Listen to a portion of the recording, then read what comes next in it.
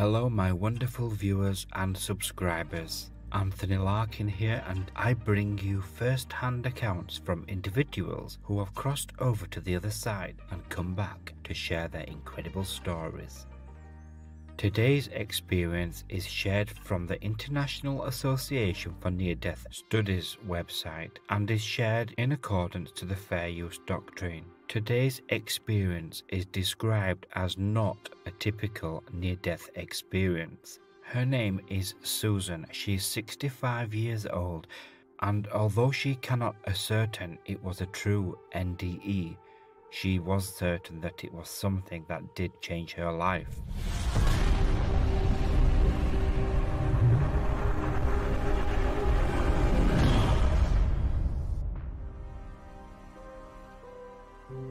The summer of 2021, my cousin and I went over to my friend's house to help her pack as she was moving out of state. My friend's name is Susan too. We were there for several hours and I realized I hadn't eaten all day. I'm hypoglycemic and I need to eat every few hours. I was feeling a bit lightheaded, so I went into the kitchen to see what I could eat. There was nothing in the kitchen as my friend was moving out.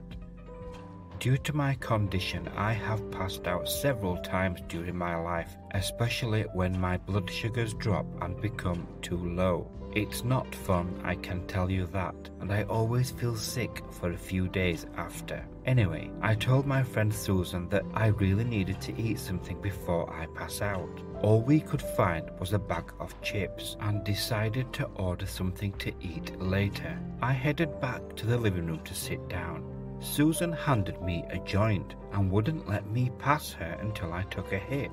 It is legal where I live, and I am a lightweight and I don't partake very often.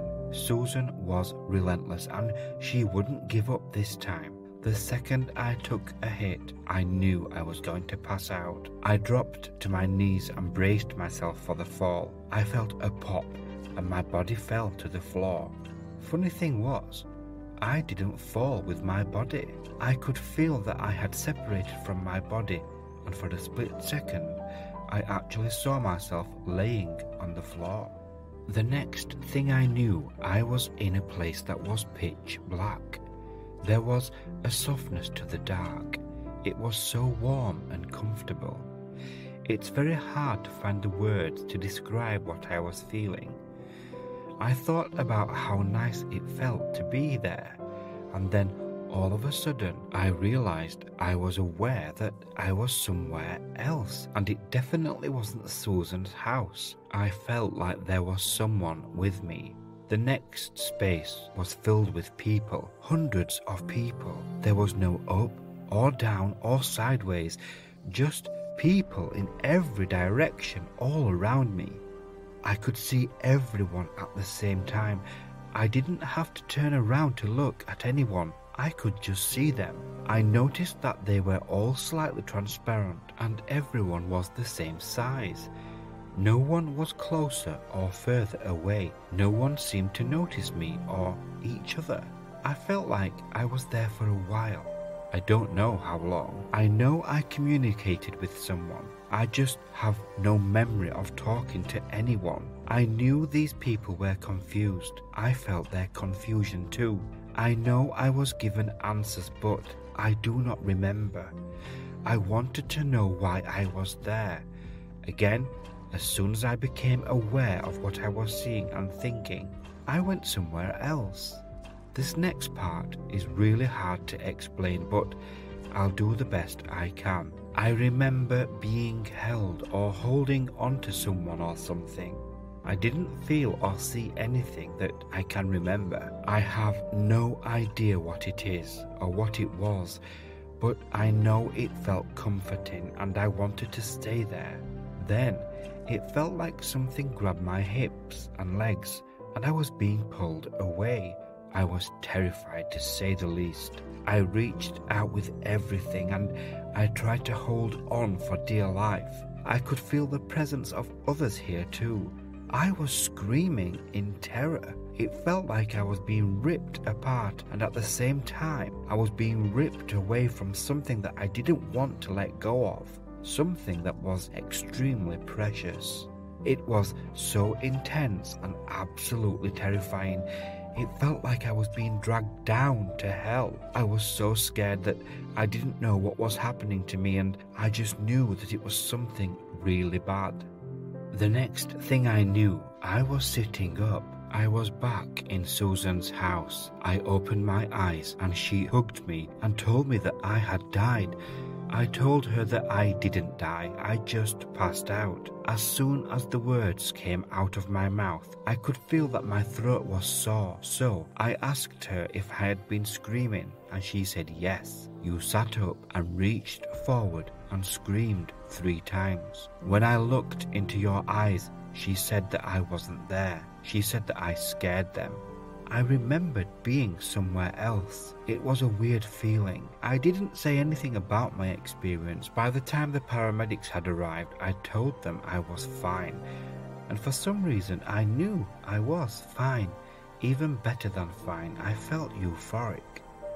I have passed out dozens of times in my life, and I felt drained and confused afterwards. But not this time. I felt full of energy and so happy, not at all confused or disorientated. Everyone insisted that I go to the hospital anyway just to get checked out. I protested, but to no avail, so I finally agreed to go. When I got to the hospital, the paramedics put me in one of the side rooms, and they said that somebody would see me shortly.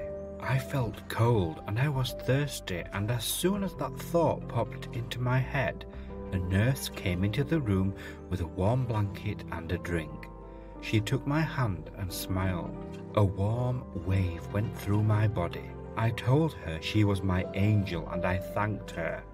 She left the room, and a few minutes later, all kinds of people showed up. They did the usual poking and prodding and running tests, and after an hour or so the doctor came in and said that I was in perfect health. She couldn't find anything wrong except that I was dehydrated and my blood sugar was low. I asked about the nurse that I first encountered, but no one knew who I was talking about. They left me alone to finish my bag of saline water. A little while later, the doctor came back to sign my release papers, and technicians were removing my equipment. When that nurse came back into the room, I was so excited to see her. I was just sitting there wondering if I was going to see her before I left, and as soon as I thought it, she came back. I asked her if she knew she was an angel. She said she wasn't an angel, she was just a nurse. But there was something about her, a softness around her, almost a glow. There were still several people in the room, but no one seemed to notice or pay attention to the conversation I was having with this nurse. It was strange.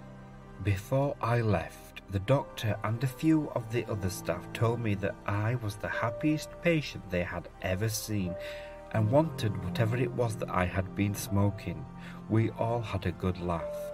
A couple of months later, I had my yearly physical, and I found out that my Hashimoto's and autoimmune disease had gone into remission. My doctor said that she had heard of it happening, but had never known anyone that reversed an autoimmune disease. I also started having dreams about the day I passed out. With every dream I remember, more and more details come back about my experience. I also remember 3 past lives now, but that's another story. I started doing some research on out-of-body experiences since I knew I separated from my body that day. It wasn't like anyone's experience, but I keep researching anyway. A few days later, I happened to stumble upon a video about near-death experiences and I was hooked. I probably watched 3 or 4 of them a week before it dawned on me that my experience might very well have been a near-death experience. I didn't go through a tunnel, I didn't see light, or talk to Jesus, but I do know I wasn't given a choice. It was very clear that I had to go back to my body, and I wasn't happy about it at the time. I am a different person now. I look at life completely different. I feel connected to everything and everyone I meet. I've randomly hugged strangers and told them that I love them. I now know there is God and there is somewhere that we go after we die. I pray and thank our Creator almost every day for all the blessings in my life, which is weird for me because I've been an atheist all my life. I still don't believe in religions, but I am very spiritual now, a connection I've never felt before. I didn't tell anyone about my experience for almost a year. I just didn't know how to explain what I went through. I get very emotional when I talk about it, but I have told a few people and all of them said that it was something that they needed to hear. I just know that I went somewhere and now I can't wait to find out what's going to happen next. It's pretty exciting stuff. After many years of depression and tons of health issues, I'm starting to enjoy my life and my health is getting better with each day. And now, I no longer fear my death. Well, what a fantastic, beautiful, wonderful, extraordinary story from Susan, who's finally beginning to see and enjoy life for what it is. As for you, my dear listeners, I do hope that you are feeling the love and that you can feel the light from within. If you have a near-death experience or an otherworldly experience that you'd like me to narrate, just drop me a line. My email is in the description below. If you have clicked the subscribe button or the thumbs up, I'd like to thank you so much. This tells YouTube that this is a good channel and recommends it to other people, so thank you so much. I look forward to narrating the next video for you. Anthony Larkin says goodbye, take care and God bless.